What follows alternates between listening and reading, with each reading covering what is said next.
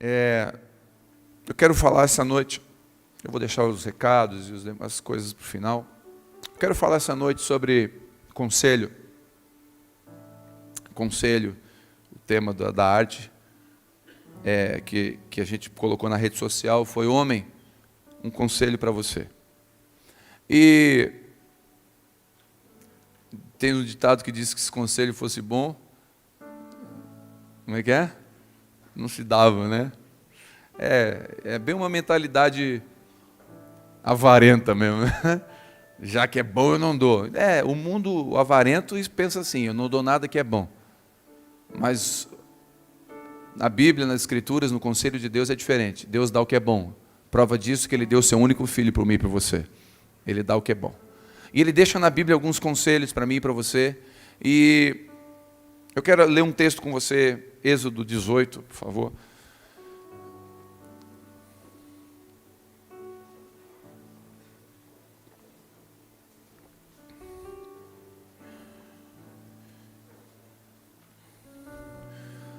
Quem estava aqui semana passada?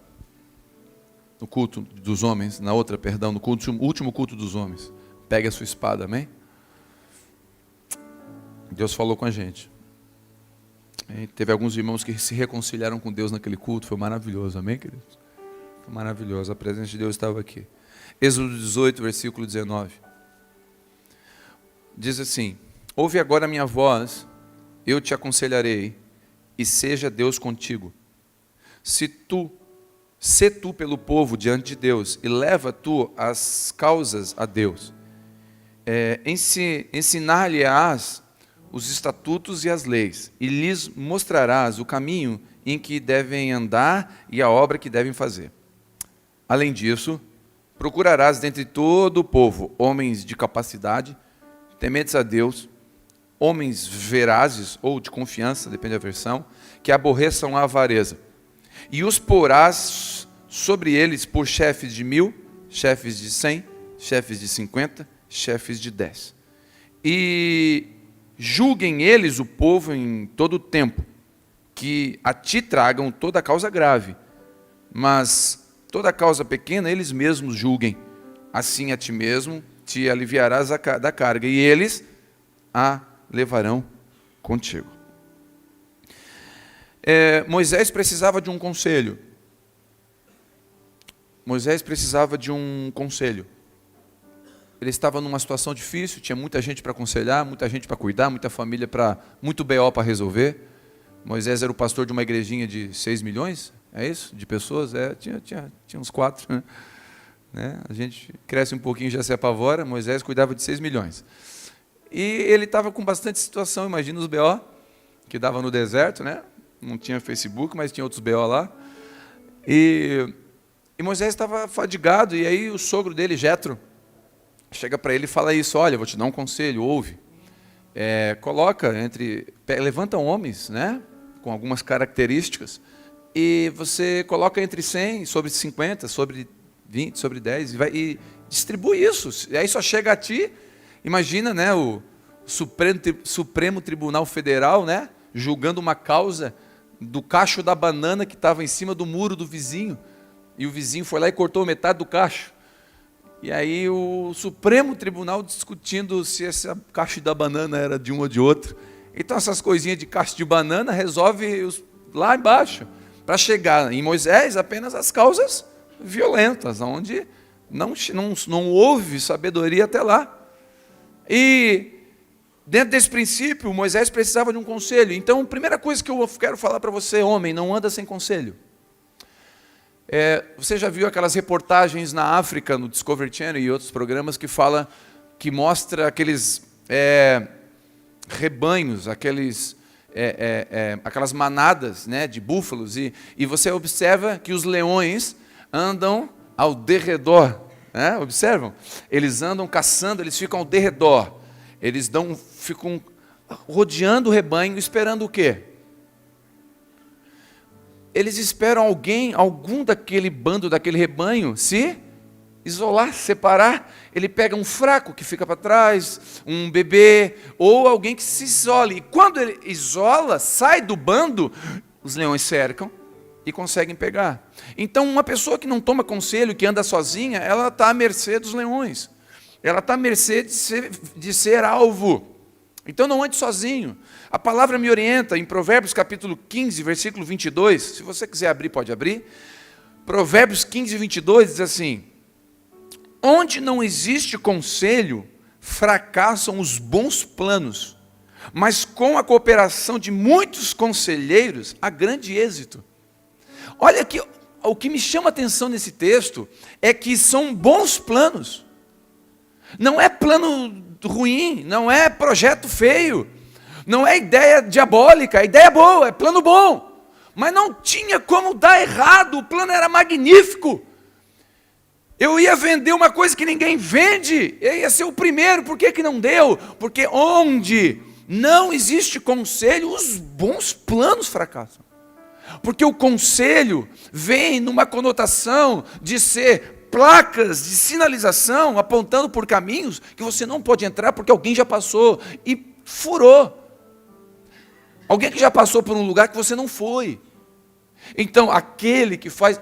pastor, eu estou com uns planos violentos aí. Toma conselho.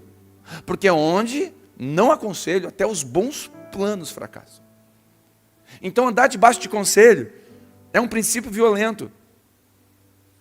Intenções boas podem fracassar por falta de conselho. Provérbios 24, versículo 6. Quem parte para a guerra necessita de conselho estratégico, pois os muitos conselhos se conquista a vitória. Irmãos, para ti ir para a guerra, precisa de conselho para ir para a guerra. Nós falamos na outra quinta aqui de guerra, de pegar a sua espada. Lembra Davi no terraço? Sai do terraço, Davi, desce, pega a tua espada e vai guerrear. Estamos em guerra. Nossos filhos estão em guerra, nossa casa está em guerra, estamos em guerra. Então, mas como é que eu vou para a guerra? Se eu for sem conselho, eu perco a guerra. Mas eu sou habilidoso, pastor, eu sou bom no que eu faço, eu sou o melhor da minha área. Não confie no seu braço, confie nos conselhos, na multidão de conselhos, tem sabedoria. Conselho é um lugar seguro que Deus deixou para mim e para você. Estamos em guerra. Tem um testemunho maravilhoso aqui, o irmão me contou para mim, que ele saiu da quinta-feira aqui, e foi uma quinta de conselho. Foram conselhos que Deus deu para nós aqui na quinta. E ele estava em um processo difícil, estava 4 meses fora, longe de casa, sem a esposa, separaram, e ele saiu daqui convicto. Irmãos, ele foi lá na casa da sogra, foi lá, a sogra não queria muito receber, mas ele foi lá, eu quero falar com a minha esposa, chamou a esposa, me dá 5 minutos, ela deu 5 minutos e falou, olha, eu fui moleque até hoje, eu preciso crescer como homem, e eu quero assumir o meu lugar. Irmão, ela aceitou o pedido de perdão, houve está num processo de reconciliação. Por quê? Porque Deus é um Deus que habita nesse lugar de conselho. Talvez se ele estivesse lá jogando bola, ele não estaria aqui e não receberia aquele conselho, e talvez estaria lutando e perdendo algo tão valioso como um casamento. Então, na multidão de conselho neste lugar, como conduzir sua casa, como educar os filhos, reveja seus métodos, não ande por repetição, mas por entendimento, busque conselho de Deus. Dentro do conselho de Jetro, nós temos alguns detalhes, e eu queria usar esse conselho, não para quem vai escolher alguém, mas para quem vai ser escolhido. Porque o conselho de Jetro foi assim, eu quero que você escolha homens com tais características. Então, nós não vamos escolher ninguém para liderar nada aqui essa noite. Nós vamos nos colocar daqueles que podem ser escolhidos para liderar. Posso ouvir um amém? Entende? O conselho de Jetro, olha, escolhe homens para liderar, sobre 100, sobre 50, então, só que nós não vamos entrar no lugar de Moisés agora, nós vamos entrar no lugar daqueles que vão estar sobre 100, 50 e sobre 10. Sobre famílias, sobre grupos de convívio, sobre pessoas de alguma forma, sobre gerência de empresa, sobre alguém que vai ser escolhido. E aí eu pego o conselho de Jetro, e ele diz algumas coisas importantes. E ele cita no texto: você vai escolher, Moisés, homens assim. E eu quero citar as 4 características que Moisés recebeu como conselho. Interessante, a Bíblia fala que Deus não escolhe capacitados, Ele capacita os escolhidos, sim ou não? Não. Não está escrito isso em lugar nenhum. A gente diz como se fosse na Bíblia, mas não foi. A gente entende o que essa frase quer dizer, mas não é bíblico. A gente entende que Deus pegou Pedro e transformou ele num pescador de homens. A gente entende que Deus lapidou os discípulos e os transformou no que se tornaram. Mas Deus escolhe capacidade. É mentira. Esse conselho de Jetro vai contra esse texto, essa frase. Porque a primeira coisa que ele fala: escolha dentre vós homens capacitados. Então, mentira, que Deus escolhe qualquer um e depois capacita. O conselho de Jetro, para mim e para você, é: capacite-se. Porque no dia da escolha, no dia que o cavalo passar encilhado, você vai estar pronto ou não. Capacite-se. O processo de capacitar-se. Logo, Deus escolhe pessoas capacitadas, não só capacita os escolhidos. Nas coisas terrenas, nos capacitamos. Nas coisas do alto, precisamos da capacitação dele. Para pescar peixe, Pedro aprendeu a pescar. Aqui se capacitou. Para pescar homens, o Senhor teve que capacitá-lo. Nas coisas da terra, Deus não ensinou Pedro a pescar. Nas coisas eternas, ele teve que aprender com o céu. Porque o modelo nas coisas eternas não é da terra, é do céu. O princípio é do céu. Quando o pai de Sansão, Manoá, recebeu a notícia que a mulher ficou grávida de um homem de Deus, Sansão, e o anjo apareceu para a mulher e falou assim: olha, eis que esse menino vai ser violento, ele não vai ser comum, ele vai ser um homem que vai destruir os filisteus, ele vai ter uma unção sobre ele, ele não pode tomar nada que venha da uva, ele não pode tocar em morto, ele vai ser um nazireu, ele vai ser separado para mim, esse menino é diferente. Quando ele ouve o relato da mulher, da esposa, dizendo: olha, um anjo apareceu para mim e me disse que o menino que está aqui, apesar de eu não poder ter filhos, eu estou grávida de algo de Deus. Primeira coisa que ele fala: eu quero o anjo de novo. E quando o anjo aparece para ele de novo, a primeira coisa que ele pergunta: como que eu crio esse menino? Por que ele pergunta para um anjo como criar um menino? Porque se foi o céu que deu, é Deus que ensina como criar. Por isso que a igreja e as coisas que Deus dá para nós, não é coach que ensina como conduzir a igreja. O que ensina como conduzir a igreja é o Espírito Santo de Deus. Quando nós nos reunimos no presbitério para ouvir Deus, para conduzir aquilo que Deus está fazendo, a gente não busca o conselho de nada contra, também nada a favor, mas não mistura uma coisa com a outra. Nas coisas da terra, as coisas da terra; nas coisas do alto, as coisas do alto. Eu não posso conduzir de forma humana aquilo que é espiritual. E a sua família, ela é natural, porque tem ali a esposa que você vê, briga e abraça e aleluia. Eu não posso falar mais porque tem solteiro. Aleluia, basta. Tem aquilo, mas tem o espiritual, porque existe uma aliança nos céus entre você e a sua esposa. Uma vez um irmão chegou. Tem uns irmãos que me provam. Ele chegou para mim e falou: pastor, não quero mais, quero acabar o casamento. Mas, cara, tem uma aliança. Não quero mais, acabou. Não amo mais. Aí tentei falar: como você está cultivando? Não, cansei. Beleza. Não, vou fazer uma oração aqui para acabar com o teu casamento. Então. Vamos orar. Amém, pastor, vamos orar. Deus, eu quero pedir que o Senhor mate ele. Que isso, pastor? Não, é para acabar o casamento. Acabou. Até que a morte separe, não falou? Então tá, vamos matar aqui. Deus, manda um anjo com a espada, fulmina ele, deixa ela livre dessa praga.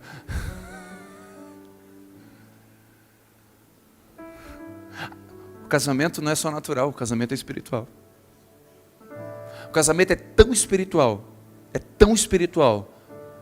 que é o primeiro lugar de ordem e governo que uma criança nasce e tem de referência à casa. É tão espiritual que depois que uma criança que cresce sem o pai, ela não consegue chamar Deus de pai. É tão espiritual o casamento, é tão forte. E aí você pergunta, não, eu vou descobrir com técnicas, de várias formas, como conduzir o casamento. Irmão, você pode gastar toda a sua fortuna querendo descobrir como conduzir o casamento. Tem técnicas, tem lugares, tem psicólogos que ajudam. Tudo isso pode te ajudar, mas tem uma veia do casamento que é espiritual. E só o céu pode te ajudar nisso. Só Deus pode te ajudar nisso. Você está tentando com a sua força. Você está tentando com o seu braço. Você está tentando com o seu conhecimento. Experimenta pedir o conselho do céu para como conduzir a tua casa. Daí talvez Deus vai te humilhar. Te capacita? Sim, te capacita. Eu quero te indicar um livro chamado As 5 Linguagens do Amor. Pastor, o que é isso? É simples, vai ensinar você a falar eu te amo para tua esposa. Ei, pastor, eu sei. Sabe não. Talvez não sabe. Tem a história daquele irmão muito grosso, muito bruto, gaúcho. Tem algum gaúcho aí? Nenhum, gente. Tem algum gaúcho? São poucos? Então eu vou botar Catarina gaúcho, então. Catarina grosso. E aí muito grosso, muito bruto, nunca falou que amava a esposa, nunca. Aí um dia a esposa viu uma novela mexicana, ficou emotiva, aí chegou em casa, amor, assim 20 anos de casada, amor, tu nunca falou que me ama. Pra quê? Eu boto comida na mesa? Tem gente que está rindo de nervoso. Pra quê? Eu pago as contas? Tá faltando alguma coisa em casa? É grosseria, né? Mas amor, é só, eu te amo.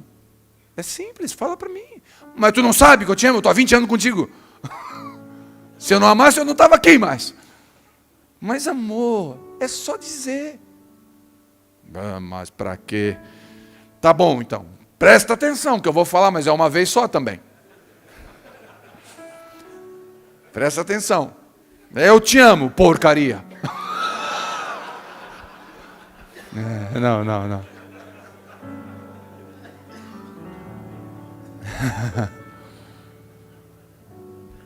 Eu recomendo você, esse livro vai te ajudar a entender a linguagem que ela entende.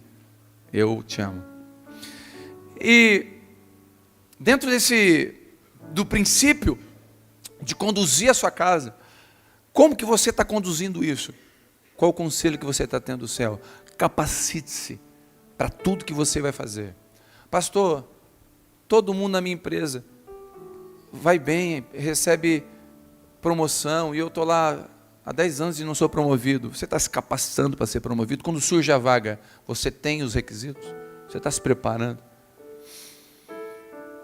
Uma vez o Joãozinho, já contei aqui, eu acho, o Joãozinho chegou para o chefe e falou assim, chefe, eu queria fazer uma reclamaçãozinha, queria pedir um aumento. Fala, Joãozinho.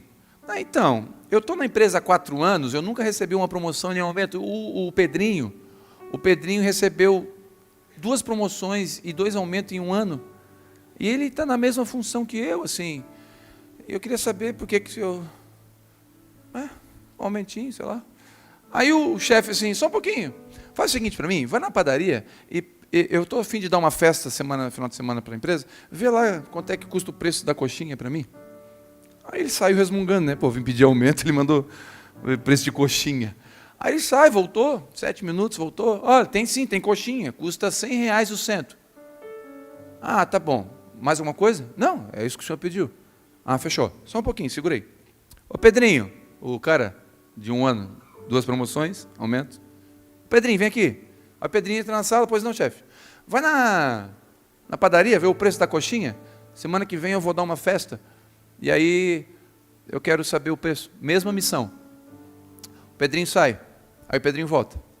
Pois não, Pedrinho. Então, chefe, eu fui lá ver o preço da coxinha. Tem coxinha. Tem, custa R$100 o cento. Mas eu percebi que também tem aquele de carne, aquele bolinho de carne, tem risoles e pastelzinho. E aí eu perguntei se era o mesmo preço. Ela falou que é R$90, é um pouquinho mais barato. Eu perguntei para ela se tinha problema de dar uma amostrinha de cada, já para a gente experimentar, para ver se é bom, né? Ela me deu, eu trouxe aqui uma amostrinha de graça, de cada um deles. Ela falou que consegue, se eu comprar lá, ela faz também o refrigerante mais barato. Aí eu perguntei quanto é que era, eu fiz um cálculo rapidinho, dá cinco de 2 litros de refrigerante, mais salgadinho. Eu perguntei se eu pagasse à vista, ela falou que dá 5% de desconto. E aí, vindo no caminho, eu passei numa lojinha. Tá bom, Pedrinho. Pode sair, obrigado. Aí sobrou ele e o Joãozinho. Aí ele olhou para o Joãozinho: o que tu queria mesmo no começo? O que tu queria mesmo? Tu quer aumento, mas não se capacita para ele. Tu quer aumento, mas só faz o que é mandado. Tu quer aumento, mas não move uma palha, porque não está no teu hallzinho. Você não arruma uma caneca, porque não é a tua função. Você não faz nada além. Você não serve ninguém. Você vem para a igreja, você é só um parasita. Me dá, danoninho dá. Você não pensa em servir ninguém. Você não pensa em ajudar ninguém. E você pensa: Deus, faz alguma coisa. E Deus fala: te capacita, te move, faz alguma coisa. Achega-te a mim e eu me achego a ti. Por que fulano, olha como Deus está usando, vai ver as renúncias do fulano, vai ver as cicatrizes do fulano, vai ver a busca do fulano, vai ver a capacitação que ele está tendo e buscando. Escolhe dentre vós, Moisés, homens capacitados. Posso ouvir um amém? Segunda característica: tementes a Deus. Moisés escolhe homens capacitados e tementes a Deus. Homens que temem ao Senhor. Temor não é medo, temor é reverência de coração. Temor é uma disposição interna, na ausência ou na presença. Sabe o que é temor?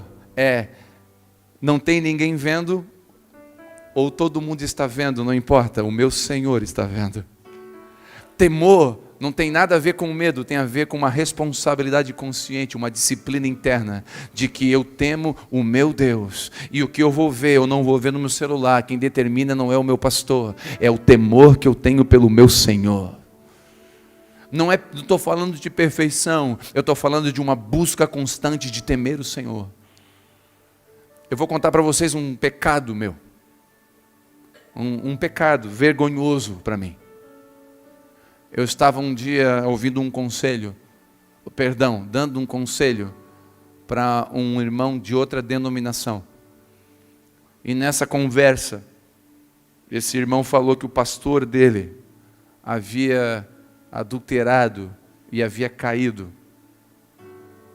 E estava desviado. Quando ele falou aquilo, o sentimento que veio em mim foi de alegria.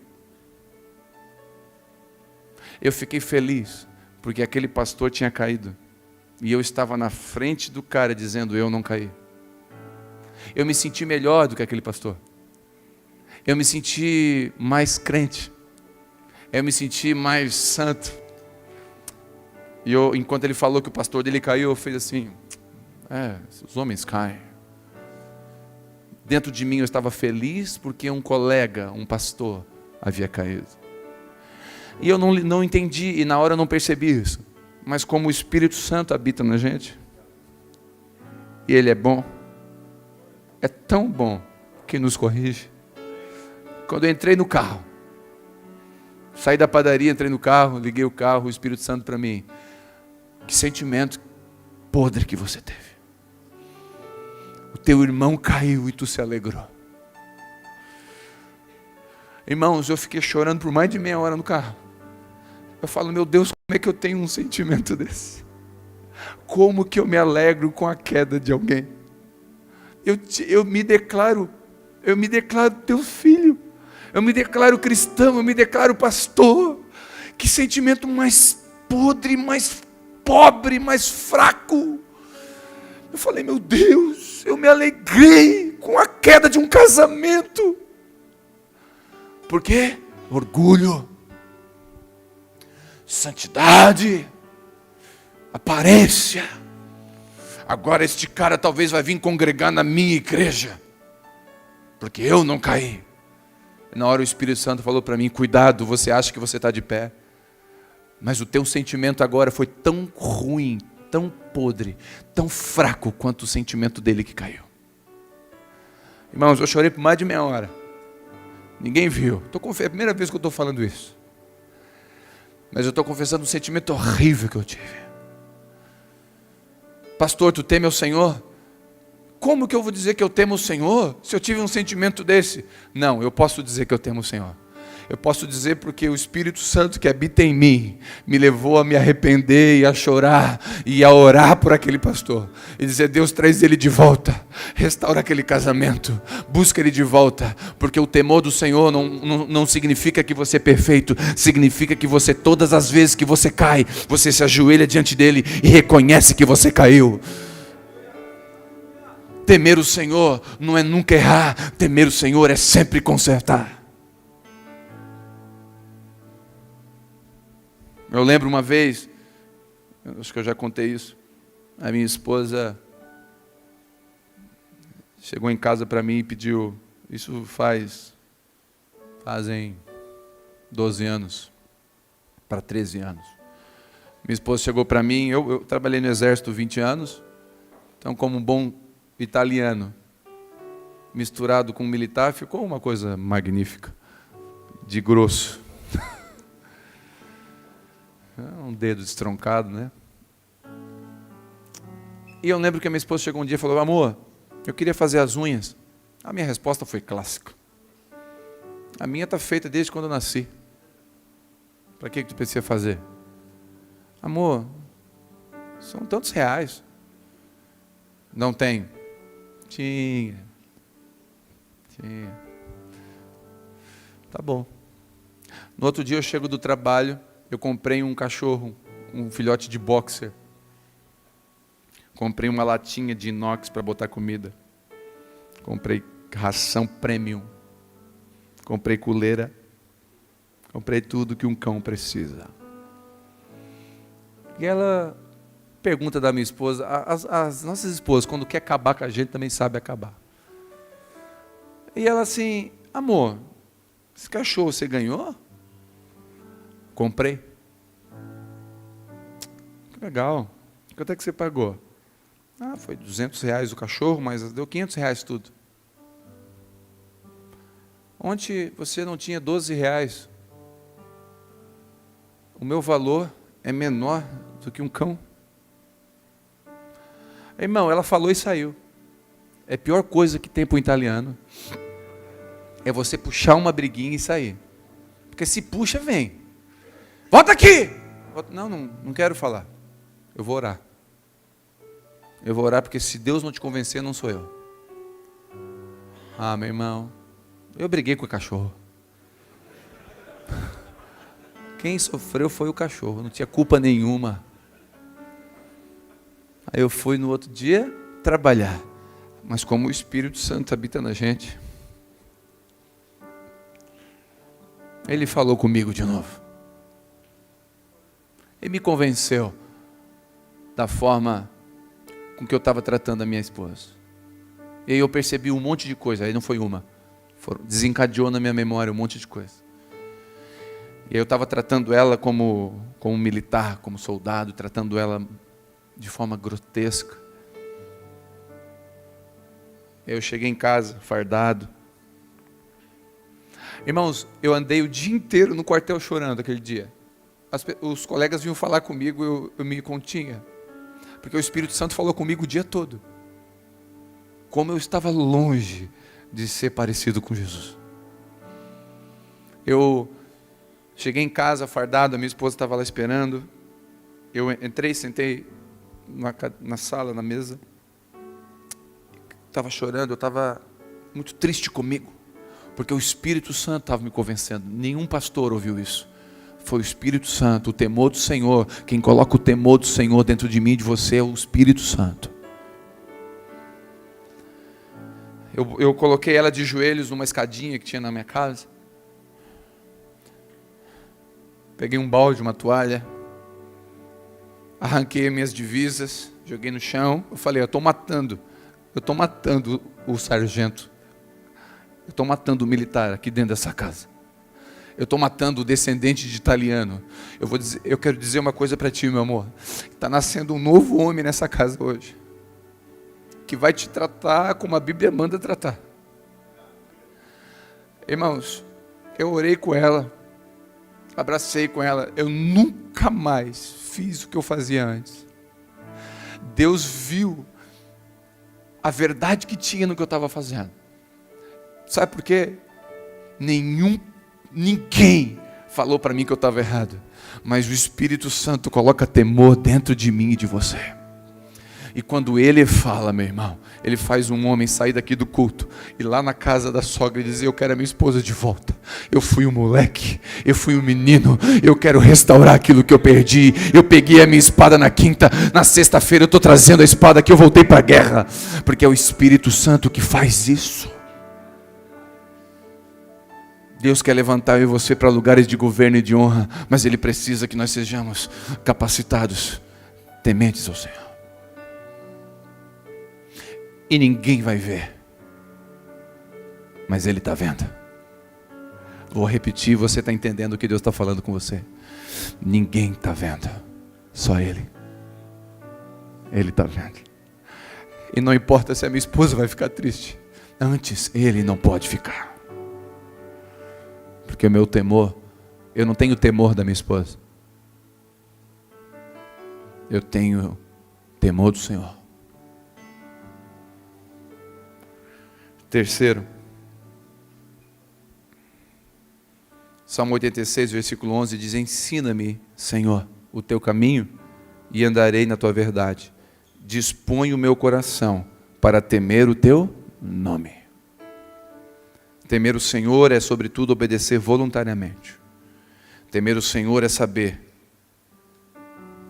Temer o Senhor é saber que antes de errar contra a minha esposa, ou contra os meus filhos, ou contra alguém, eu vou errar contra o Senhor. Terceiro item que ele fala: homens tementes primeiro. Homens capacitados, homens tementes. Terceiro, homens verazes. A expressão que está na King James é verazes. A palavra veraz fala de homens de verdade, homens autênticos, homens de confiança, homens de caráter, homens verdadeiros. Então, a terceira característica que Jetro, usado por Deus, usa para falar com Moisés é: seja um homem de verdade, seja um homem com H maiúsculo, seja um homem que honra, como diz o ditado, a calça que veste. Seja um homem de verdade, responsável. Seja o vosso sim, sim. Seja o vosso não, não. Ou seja de verdade. O princípio de ser um homem de verdade, um homem de confiança, não são homens perfeitos, mas são os homens de verdade, inclusive que admitem suas limitações. Homens em que confiamos nossos filhos, pois Deus está confiando os seus filhos a nós. É difícil achar homens de verdade, homens de caráter. Posso citar aqui como exemplo, e tão somente como exemplo. Nem sei se está entre nós, não sei se o Dirceu está aí entre nós. Mas conheço o Dirceu, um cara que eu conheço há 22 anos. Quando eu fui para Belo Horizonte, transferido pelo meu trabalho, eu deixei 2 procurações de plenos poderes aqui. Procuração de plenos poderes, você pode fazer exatamente o que você quer em nome da outra pessoa. Pode vender, comprar, trocar, entrar na conta, tudo. Eu dei uma para o meu pai e dei uma para o Dirceu. Dirceu não é um pregador eloquente. Dirceu não é um cara que tem livro escrito. Mas é um cara veraz. É um homem de caráter. É um homem de verdade. E são características de quem Deus quer levantar. Às vezes nós valorizamos tanto o dom, valorizamos tanto a eloquência, e não valorizamos coisas que estão por trás das lentes. Vou dizer uma coisa para você. Uma vez eu fui numa igreja convidado, não vou dizer onde, nem a cidade, nem a placa, para não denunciar. E me convidaram dizendo que teria um pregador que diz o teu CPF, que diz o teu nome, sobrenome, e diz o teu CPF, e diz tudo que tu tem. Irmãos, a igreja socou. A igreja lotou, e cada vez que ele dizia o CPF de alguém, que eu não sei se é de verdade ou mentira, mas não vou entrar no mérito. Cada vez que ele dizia o nome, o CPF de alguém, a igreja... Aleluia! E estava lá no cartaz: venha no culto, o cara que revela o seu CPF, que revela não sei o quê. Lotou a igreja. Porque hoje a igreja valoriza mais os dons do que o caráter. Não importa se esse cara é fiel à esposa. Não importa se ele cobrou 30 mil reais para vir pregar na igreja. Eu vou lá receber dele. Mas se tivesse um cartaz lá dizendo assim: vai vir pregar aqui um homem que é íntegro, que cuida da sua esposa, que tem filhos crentes. Está vindo um homem aqui que paga suas contas. Um homem que fala, cumpre. Vai pregar amanhã aqui na igreja. Não vai ninguém. Vai, alguém vai, porque tem gente que gosta de culto independente de quem prega. Sabe por quê? Porque nós temos uma tendência, principalmente nessa geração virtual, de valorizar o que é visto, não o que é a essência que é. Valorizamos aquilo que aparece no feed de imagens, no Instagram, no Story, aquilo ali nos valoriza. E esquecemos que aquilo ali não é de verdade é o dia a dia. De verdade é as renúncias que você faz. De verdade é as propostas indecentes que você recebe e você diz não. Isso é de verdade. É o caráter de às vezes deixar de comprar e trocar um carro, mas pagar a conta. Ninguém vê isso. Ninguém aplaude isso. Eu lembro, meu irmão, foi tudo prova de Deus para mim. Eu lembro quando eu construí a minha casa, eu tinha o Viper. Eu já falei do Viper. O Viper é um Versalhes que eu tinha. Viper, eu apelidei de Viper. Vai perdendo peça. É verdade, eu tinha um fio 8 milímetros segurando o para-choque traseiro. Fio. Eu colocava 1 litro de óleo a cada 3 dias. Eu levei ele na sexta-feira da libertação. Para ele ser livre do vício, do óleo. Chovia dentro. Era no GNV. Vinha cheiro de gás e gasolina. Não tinha festa que a gente não chegava com cheiro de gasolina. Levava o perfume no carro para depois poder jogar alguma coisa em cima. Eu lembro quando eu construí minha casa, eu tinha o Viper. Eu estava louco para terminar a casa para comprar outro carro. E aí as contas da construção, para variar, não fechou. E aí, meu irmão, meus colegas de trabalho trocando de carro, financiando em tantas vezes, resolvendo. Só que eu estava devendo 15 mil na praça. Eu estava devendo 15 mil no material de construção. Eu chamei o cara do material de construção e falei: estou devendo para ti, cara. Me perdi nas contas. Só que eu falei para ele: tá vendo esse carro aí? Esse projeto, o meu carro era endemoniado, ele andava assim. Os pneus para dentro. Eu botava amortecedor, remanufaturado. Eu trocava de 2 meses, a garantia de 6 meses. Eu falei: tá vendo aquele carro ali é meu? Enquanto eu não pagar o que eu devo para o senhor, eu vou continuar com aquele carro. Irmão, eu fiquei na estrada, não foi 1 nem 2 vezes. Eu lembro uma vez que eu vim do culto, eu estava ministrando, evangelizando uma zona de prostituição, e eu vim para casa, e o carro estragou, a minha filha de 2 anos estava no carro, não tinha ar-condicionado, era verão. Eu olhei para minha filha no suador dentro do carro, a minha esposa, eu falei: Deus, deixa eu trocar isso aqui, esse raio, essa desgraça. E Deus falando comigo: não, filho, eu quero que tu tenha caráter antes de ter carro. Tu vai honrar o que tu falou. Eu fiquei com aquele carro até pagar, irmão. O dia que eu paguei, eu falei: eu vou acabar contigo hoje. Hoje eu acabo contigo. Eu vou te incendiar. Irmão, eu troquei o carro por uma televisão de 29 polegadas e uma bis usada. Fundi o motor 1 semana depois. Eu vendi para um irmão. O irmão não botou o óleo, 3 dias fundiu.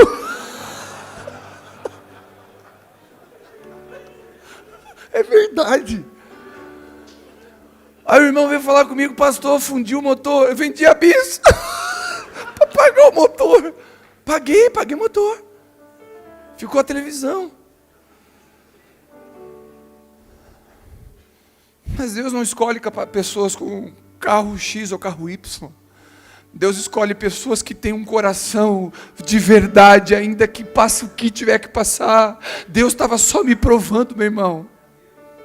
E hoje, em nome de Jesus, escute o que eu estou dizendo.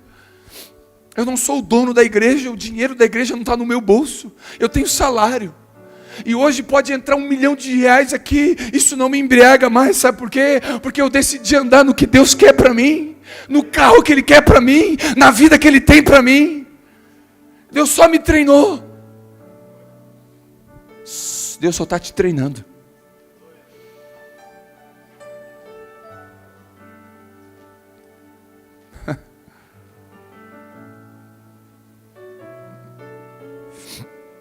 Ô irmão, quando eu comprei um carro, nossa, era a minha Ferrari. Qualquer coisa era uma Ferrari perto dele. Esse dia eu vi uma foto antiga, estava ele, ai, me deu uma sensação, sabe, de ver um espírito maligno. Parece que eu vi um inimigo. Ai, ele ali, ó, ai. É verdade, a minha esposa, ai amor, ai. Não, amor, esquece, é passado isso que tudo se fez novo.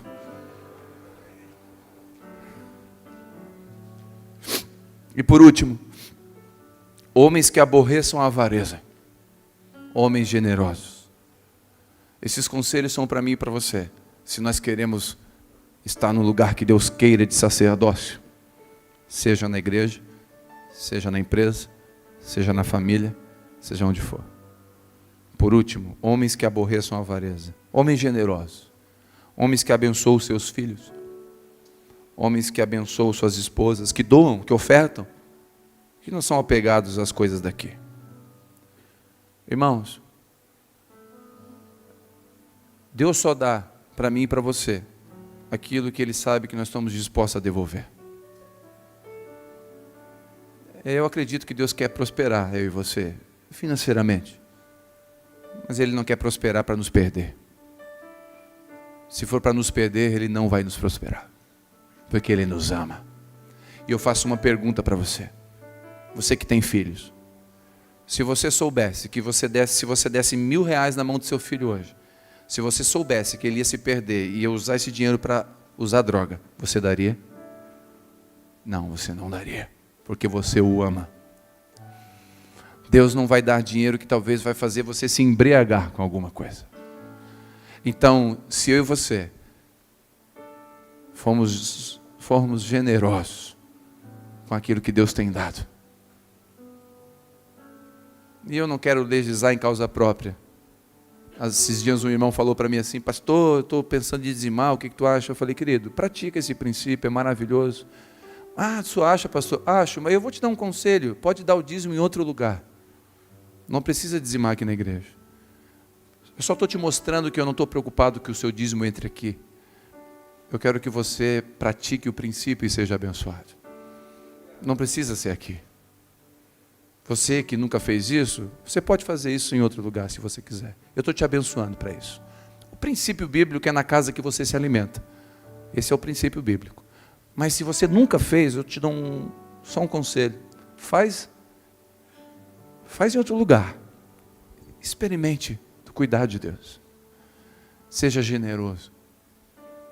Ai, pastor, esse assunto do dinheiro me incomoda. Talvez porque você é avarento. E aí incomoda você. Mas que eu e você possamos entrar num lugar onde dar muito ou receber muito não nos incomode. E eu não sei você, eu prefiro dar muito do que precisar receber muito. Nós vamos ter o mercado solidário sábado de manhã. Algumas famílias vão vir aqui. Graças a Deus eu não preciso vir no mercado solidário. Graças a Deus você não precisa vir no mercado solidário. Se você precisa, graças a Deus tem um mercado para você. Mas bom é dar.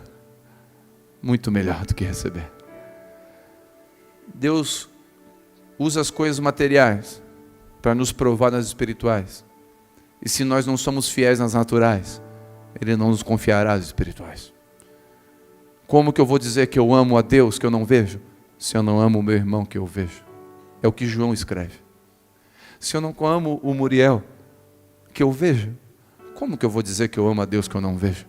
Se eu não sou fiel nas coisas materiais, como que eu vou dizer que eu sou nas espirituais? As características que Jetro dá para mim e para você. O conselho de Jetro eu pego como conselho de Deus. Deus quer levantar sacerdotes nessa cidade, quantos creem nisso? Deus quer levantar homens valentes, homens fortes nas casas. Eu profetizo, em nome de Jesus, homens na influência em todas as áreas de governo. Eu profetizo em nome de Jesus, na área da educação. Eu profetizo Deus levantando homens de influência de sacerdócio dentro das empresas, homens que vão ser referenciais dentro do seu, onde você trabalha, onde você estuda, onde você está, na sua casa, você vai ser um sacerdote, um representante do reino de Deus na sua casa. Mas em nome de Jesus, para Deus colocar você no lugar de governo, escute o conselho de Deus essa noite. Em nome de Jesus, se capacite. Em nome de Jesus, tema o Senhor. Em nome de Jesus, em nome de Jesus, seja generoso e seja de verdade. É difícil às vezes para mim expor algumas falhas, mas eu prefiro ser de verdade, para você saber que a gente está junto. A gente está junto, buscando o mesmo Deus, com o mesmo coração. Temos erros diferentes, mas estamos buscando. Caiu? Levanta. Essa noite o Senhor quer deixar esse conselho para mim e para você. Eu quero orar com você. Antes de eu orar com todos, quero fazer uma oração para aqueles que reconhecem que precisam pedir perdão para suas esposas, como eu fiz. Talvez até, pastor, me ajoelhar é muita humilhação. Deus abate o soberbo, mas dá graça aos humildes. Humilhai-vos, pois, diante de Deus, e Ele vos exaltará. Hoje eu tenho um casamento saudável. A minha esposa está voando. Deus está usando ela aqui, Brasil, fora do Brasil. E sabe o que eu faço? Estou feliz. Estou vibrando com ela, estou me alegrando com ela. Todas as vezes que Deus vem na nossa casa, a nossa família está saudável. Mas se eu não me ajoelhasse naquele dia, talvez eu não estaria aqui. Eu quero orar por você que tem coragem de fazer isso. Ou não tem coragem, mas sabe que precisa. Quero orar para que Deus te dê coragem. Você que se identificou com isso, você sente que precisa. Em nome de Jesus, eu quero orar com você. Onde você está, você só vai ficar de pé. Eu não vou chamar ninguém aqui à frente, mas você vai ficar de pé. Pode ficar de pé onde você está, eu quero orar por você. Você que se identifica, que precisa chegar em casa, sabe que precisa, mesmo que não tenha coragem, mas sabe que precisa. Pai, eu quero orar por esses homens que estão de pé. Tem que ser muito homem para ficar de pé e admitir que precisa pedir perdão, precisa consertar a forma de conduzir. Quero pedir que o Senhor dê graça a esses homens. Talvez alguns deles estão se levantando hoje aqui, eles nem sabem, mas estão se levantando hoje aqui e estão entrando na linhagem que Moisés vai levantar. Eles nem sabem, mas Deus hoje talvez estão colocando, o Senhor está colocando eles sobre 50 hoje, sobre 30, sobre 20, sobre 10, eles nem sabem, mas hoje o Senhor pode estar confirmando o ministério deles, o chamado deles, a vocação deles, a casa deles pode estar sendo salva hoje. Por isso, Senhor, eu quero pedir que o Senhor venha sobre esses irmãos, com uma graça que o Senhor precisa dar. E o Senhor traga sobre eles um lugar forte, que é aos pés do Senhor. Em nome de Jesus, nós como igreja te abençoamos, meu irmão. Não importa o quanto for necessário você descer, desde que você se capacite, desde que você tema o Senhor. Estar de pé aqui essa noite é temer o Senhor, não temer o pastor, não temer os homens, não tenha vergonha de ninguém olhar e pensar, mas dizer: eu estou diante de Deus, dizendo: eu preciso me posicionar de forma correta. Eu te abençoo em nome de Jesus, com uma unção, uma ousadia que vem do céu sobre a tua vida. Vou pedir para todos ficarem de pé, por favor.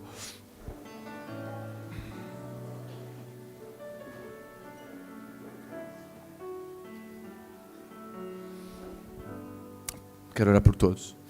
Pai, em nome de Jesus. A minha oração sobre essa palavra, sobre mim, eu peço que o Senhor dê graça para a minha vida e para a vida de todos que estão aqui. Que nós possamos ouvir o Espírito Santo que habita em nós. Quantos aqui creem que o Espírito Santo habita em você? Então deixa ele puxar a sua orelha quando você errar. Deixa ele mostrar aquele sentimento horrível que você teve. Deixa ele mostrar, deixa ele mostrar, deixa ele mostrar. Espírito Santo, mostra pra gente. Se a gente estiver indo por um caminho mau, mostra pra gente. Se a gente estiver indo por um caminho torto, mostra pra gente, nos corrige.